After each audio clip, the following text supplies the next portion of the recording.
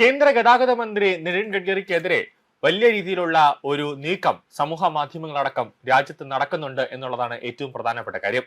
ധർമ്മേന്ദ്ര പ്രധാൻ രാജിവെച്ചതിനു ശേഷം പിറ്റേ ദിവസം തന്നെ നിതിൻ ഗഡ്കരിക്കെതിരെ E20 പരാമർശവുമായി ബന്ധപ്പെട്ടുകൊണ്ട് ഇൻസ്റ്റാഗ്രാമിലടക്കം വലിയ രീതിയിലുള്ള ഒരു അക്കൗണ്ട് ഒക്കെ തുറന്നത് ഡൽഹി പോലീസ് അതിനെ സ്പോട്ടിൽ തന്നെ ശക്തമായ നടപടിയൊക്കെ എടുത്ത് നമ്മൾ കണ്ടതാണ്.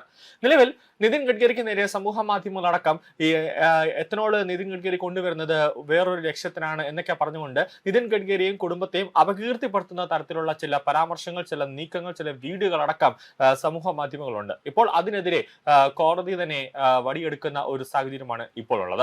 അതായത് നിതിൻ ഗഡ്കരിയെയും കുടുംബത്തെയും വിവാദ എത്തനോൾ നയവുമായി ബന്ധപ്പെടുത്തി അപകീർത്തിപ്പെടുത്തുന്ന രീതിയിൽ പ്രചരിച്ച വ്യാജ AI വീഡിയോകളും ഡീപ് ഫേക്ക് ദൃശ്യങ്ങളും സോഷ്യൽ മീഡിയ പ്ലാറ്റ്ഫോമുകളിൽ നിന്ന് അടിയന്തരമായി നീക്കം ചെയ്യാൻ ബോംബെ ഹൈക്കോടതി നിർണായകമായ ഒരു ഉത്തരവിട്ടിരിക്കുകയാണ്.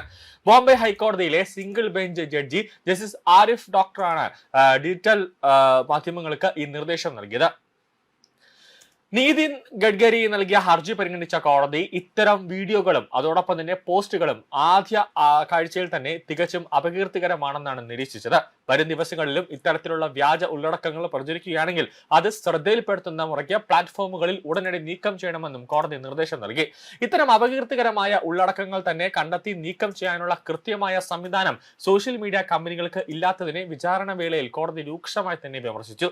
അതായത് ഫേസ്ബുക്കിനെയും ഇൻസ്റ്റാഗ്രാമിനെയും അടക്കം രൂക്ഷമായ രീതിയിലാണ് കോടതി ഇന്ന് ഒരു വിമർശനം ഉന്നയിച്ചത്. അതായത് ആരെങ്കിലും ഒരാൾ AI വീഡിയോ അല്ലെങ്കിൽ ഒരു ഡീപ്പ് ഫേക്കിലായിട്ടോ ഒരു വീഡിയോ ഇട്ട് കഴിഞ്ഞാൽ അതിനെ കണ്ടെത്താനുള്ള അൽഗോരിതമോ അല്ലെങ്കിൽ അതിന്റെ ഒരു സിസ്റ്റമോ ഒരു സംവിധാനമോ ഈ സോഷ്യൽ മീഡിയ പ്ലാറ്റ്ഫോമുകൾക്ക് ഇല്ലേ എന്ന് കോടതി ചോദിക്കുന്ന ഒരു സാഹചര്യം ഉണ്ടായി. അതായത് ഒരു സുരക്ഷയും ഈ സമൂഹ മാധ്യമങ്ങളിൽ അക്കൗണ്ടിലേക്ക് ഇല്ല എന്നുള്ളതാണ് കോടതി ഇപ്പോൾ പറഞ്ഞത്.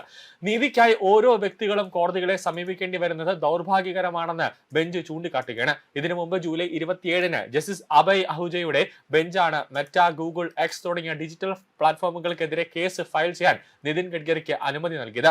ഹർജിയിലെ പ്രധാന വിവരങ്ങൾ ഇങ്ങനെയാണ്. അതായത് 2023-ൽ അന്നത്തെ കേന്ദ്ര സർക്കാർ ആരംഭിച്ച എത്തനോൾ ബ്ലെൻഡിംഗ് പ്രോഗ്രാം 2025-26 കാലയളവിൽ 20% എത്തനോൾ കലർത്തുന്ന E20 പദ്ധതിക്കായി നടപ്പിലാക്കുന്നത് കേന്ദ്ര പെട്രോളിയം മന്ത്രാലയമാണ്.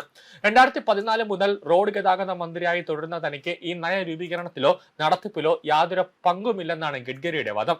എന്നാൽ വ്യാജമായി നിർമ്മിച്ച AI വീഡിയോകളിലൂടെ താനും കുടുംബവും ഇതിലൂടെ വൻ സാമ്പത്തിക ലാഭമുണ്ടാക്കിയെന്നും അഴിമതി നടത്തിയെന്നും വരുത്തി തീർക്കാനാണ് ചില സംഘങ്ങൾ ശ്രമിക്കുന്നതെന്ന് ഗഡ്കരി ചൂണ്ടിക്കാട്ടി. തന്നെ കുടുംബത്തെ ലക്ഷ്യമിട്ട് പ്രചരിച്ച 24 ഡീപ് ഫേക്ക് പോസ്റ്റുകൾ ഹർജിയിലൂടെ അദ്ദേഹം കോടതിയുടെ ശ്രദ്ധയിൽപ്പെടുത്തിയിരിക്കുകയാണ്. ജനങ്ങളുടെ ന്യായമായ രാഷ്ട്രീയ വിമർശനങ്ങളെയോ അഭിപ്രായ പ്രകടനങ്ങളെയോ തടയാൻ വേണ്ടിയല്ല താൻ കോടതിയെ സമീപിച്ചതെന്നും എന്നാൽ വസ്തുതാവിരുദ്ധവും അതോടൊപ്പം തന്നെ വ്യക്തിത്വ അവകാശങ്ങളെ ഹനിക്കുന്നതുമായ ആക്രമണങ്ങൾ തടയേണ്ടതുണ്ടെന്ന് അദ്ദേഹം വ്യക്തമാക്കിയിരിക്കുകയാണ്. കേസിൽ ഗഡ്കരിക്ക് വേണ്ടി അഡ്വക്കേറ്റ് സന്ദീപ് S. ലഡ ഹാജരായപ്പോൾ കേന്ദ്ര വിവര സാങ്കേതിക മന്ത്രാലയത്തിന് വേണ്ടി additional solicitor general Anil Singh ഹാജരായി. എന്തായാലും നിതിൻ ഗഡ്കരിയെ താഴെ ഇറക്കാൻ, അതായത് മന്ത്രിസഭയിൽ നിന്ന് രാജിവെപ്പിക്കാനായിട്ട് പല തരത്തിലുമുള്ള നീക്കങ്ങൾ നടക്കുന്നുണ്ട്. അതായത് മോദി സർക്കാരിലെ ഓരോ മന്ത്രിമാരെ താഴെ ഇറക്കുക, അവർ താഴെ ഇറക്കിയില്ലെങ്കിൽ നേരെ മോദിയിലേക്ക് തിരിയുക, അങ്ങനെ ഒരു ലക്ഷ്യമാണ്. ഒരു അമേരിക്കയിൽ നിന്നുള്ള ഡീപ് സ്റ്റേറ്റിന്റെ ഭാഗമായി തന്നെ ഇവിടെ പ്രവർത്തിക്കുന്നു. അതിനാണ് ഏറ്റവും പ്രധാനപ്പെട്ട ലക്ഷ്യം. കാരണം E20 പെട്രോളിലേക്ക് മിക്സ് ചെയ്തുകൊണ്ട് വിപണിയിലേക്ക് എത്തിയതോടുകൂടി പെട്രോളിന്റെ വില ഒരു ക്രമാതീതമായി പിടിച്ചു നിർത്താൻ കേന്ദ്ര സർക്കാരിന് പെട്രോളിയം കമ്പനിക്ക് കഴിഞ്ഞു എന്നതാണ് ഏറ്റവും പ്രധാനപ്പെട്ട കാര്യം. അതുകൊണ്ട് തന്നെയാണ് ഈ ഫേസ്ബുക്കിനെയും മെറ്റയും അടക്കം രൂക്ഷമായ ഭാഷയിൽ ബോംബെ ഹൈക്കോടതി വിമർശിക്കുന്ന ഒരു സാഹചര്യം ഉണ്ടായി. വ്യാജ വീഡിയോസ് കണ്ടാൽ നിങ്ങൾ അത് എന്തുകൊണ്ട് ഡിലീറ്റ് ചെയ്യുന്നില്ല, അതിനെ തിരിച്ചറിയാനുള്ള സംവിധാനങ്ങൾ നിങ്ങൾക്കില്ലേ എന്ന് രൂക്ഷമായ ഭാഷയിൽ കോടതി ചോദിക്കുന്ന ഒരു സാഹചര്യം വരെ ഉണ്ടായിരിക്കുകയാണ്.